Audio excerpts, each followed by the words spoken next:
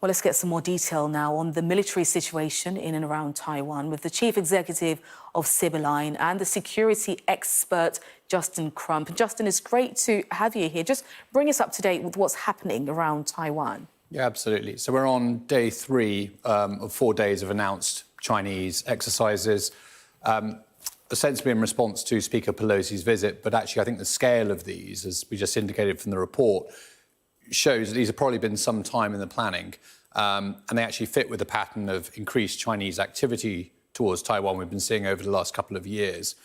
So effectively a pretext for a large-scale Chinese demonstration or rehearsal of their potential capability to take the island. So that's what we've been seeing over these few days. The first day in particular saw missile launches to the mainland. That probably is something that China brought forwards and hadn't necessarily planned before. And that did include one missile flying over the island, which is obviously very provocative. That hasn't happened before. Missiles landing around the island. A naval blockade simulated with areas, and the exercise area is very close to the island itself, in the shipping lanes, and much closer than we've seen hitherto. So all simulating what we'd expect in the event of a war, and that included cyber blockades, trade blockades, sanctions.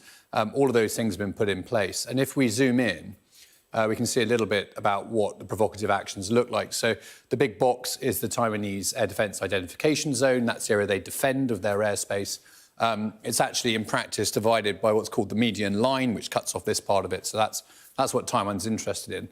And so Chinese ships and aircraft have been deliberately crossing the median line, flying either side of the island, circumnavigating the island, and simulating strikes against US carrier groups that would otherwise intervene in the conflict. So we've seen all that going on over 3 days.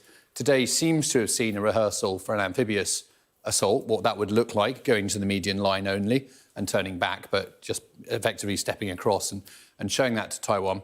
And so I wouldn't be surprised if tomorrow sees the conclusion of the exercises with some land-based simulations of combat to demonstrate what the fighting would look like on the island. Now, a real war would take a lot more than 4 days, but basically China going through the motions with all of that currently. And if we talk just very quickly about those drones, because they've aroused a lot of interest, these are actually islands belonging to Taiwan, but they're very close in to the Chinese coast. And if you zoom in, you can actually see how close they are. So we think of the island, but actually Taiwan has territory literally 1.5 miles off the mainland.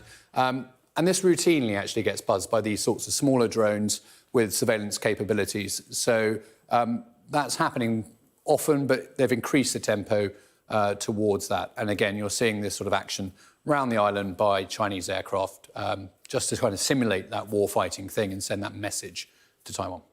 Justin, it's great to get your thoughts. Thank you very much indeed. Thank you. Thank you.